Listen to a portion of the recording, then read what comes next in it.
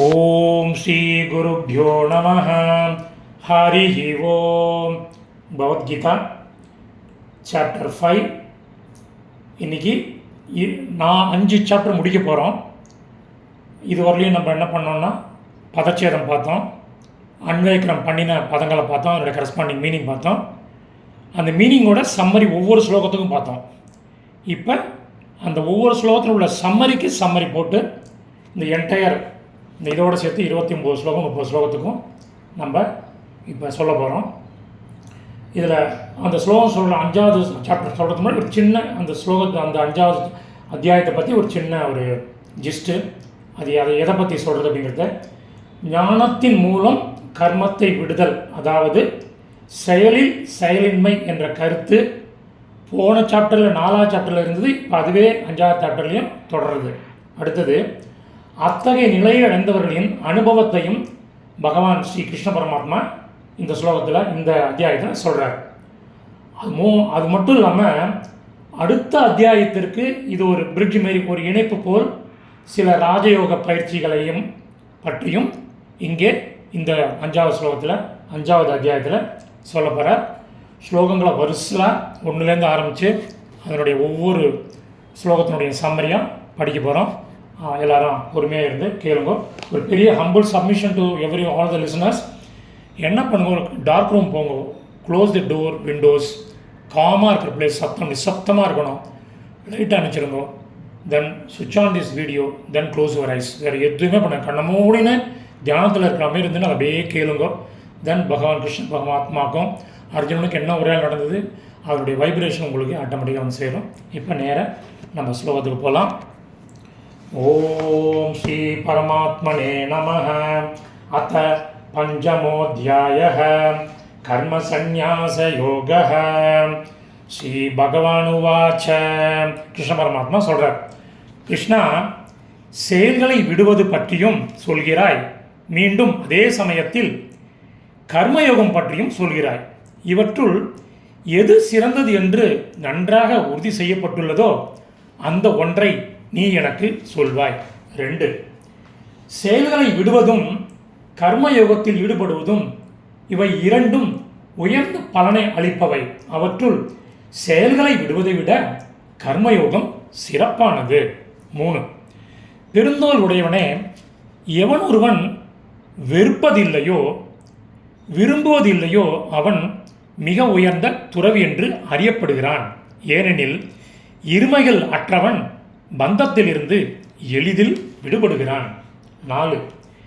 செயல்களை விடுவது மற்றும் செயல்களில் ஈடுபடுவதை வெவ்வேறானவை என்று பக்குவம் பெறாதவர்கள் பேசுகிறார்கள். ஆனால் அவ்வாறு அறிவாளிகள் பேசுவது இல்லை. இரண்டில் ஏதேனும் ஒன்றையாவது உரிய முறையில் கடைபிடித்தவன் இரண்டையும் பின்பற்றிய பலனை அடைகிறான். 5. செயலை விடுபவர்கள் எந்த நிலையை அடைகிறார்களோ அந்த நிலை யோகிகளாலும் அடையப்படுகிறது. செயல்களை விடுவது மற்றும் செயல்களில் ஈடுபடுவது போன்ற இரண்டையும் ஒன்றாக எவனொருவன் காண்கிறானோ அவன் உண்மையை காண்கிறான். 6. பெருந்தோல் உடையவனே, செயல்களில் ஈடுபடாமல் செயல்களை விடுகின்ற நிலையை அடைவது கடினமானது.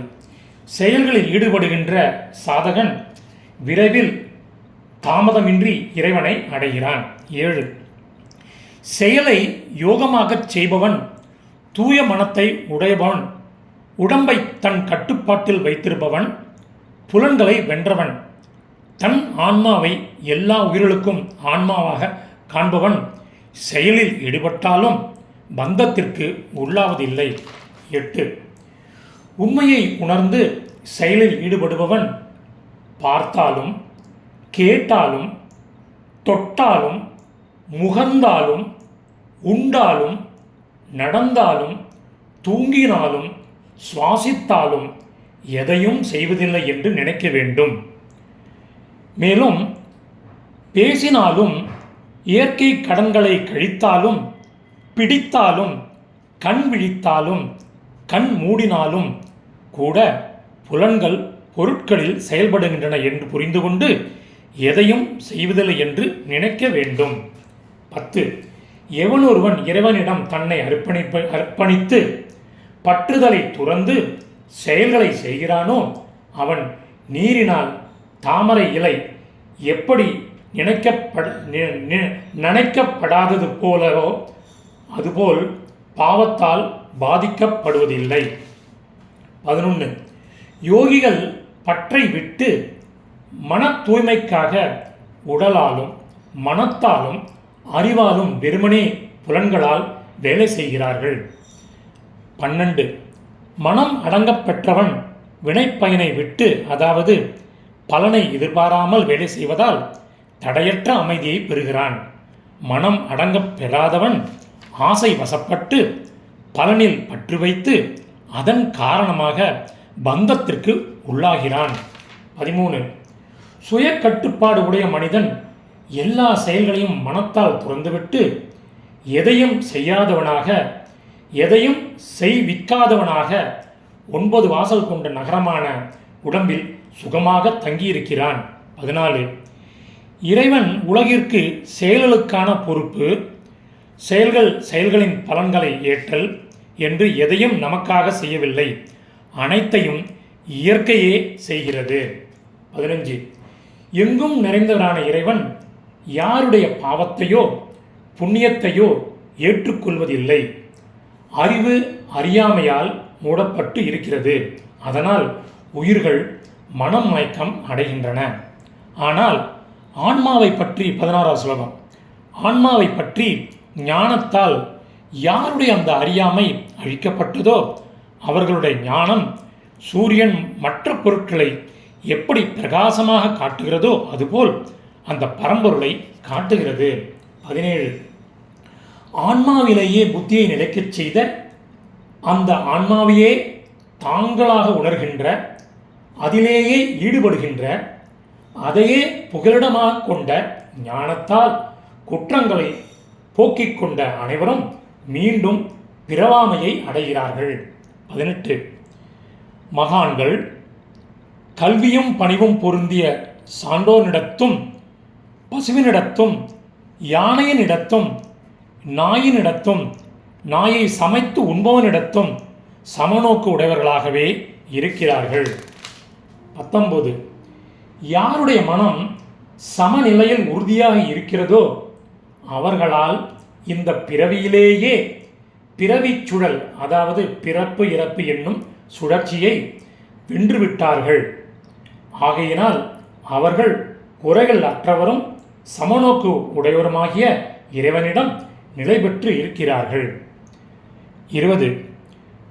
புத்தி விழித்தெழப் பெற்றவன், அதாவது நிலையான புத்தி கொண்டவன், மனம் மயக்கம் அற்றவன், இறைவனை அறிந்தவன், இறைவனிடம் நிலைத்து இருப்பவன், விரும்புவது கிடைத்தால் மகிழ்வதில்லை, விரும்பாதது கிடைத்தாலும் வருத்தப்படுவதில்லை.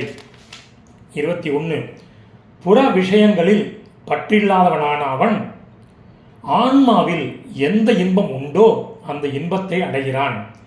இறைவனுடன் ஒன்றுபட்ட நிலையில் குறைவற்ற இன்பத்தை அடைகிறான். 22.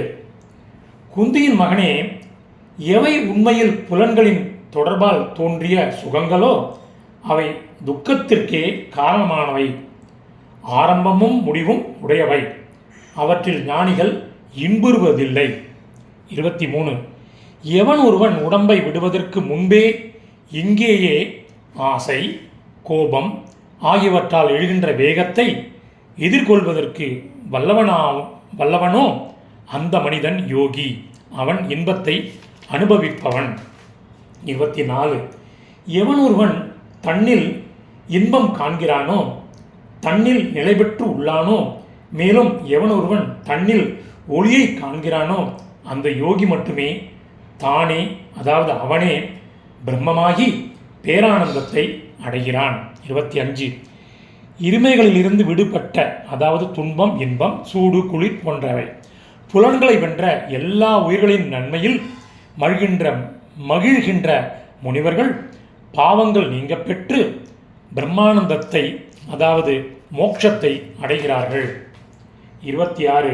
ஆசை கோபம் போன்றவற்றை விடுத்த மனம் அடங்கப்பெற்ற ஆன்மாவை அறிந்த துறவியருக்கு பிரம்மானந்தம், அதாவது மோட்சம் அருகில் இருக்கிறது.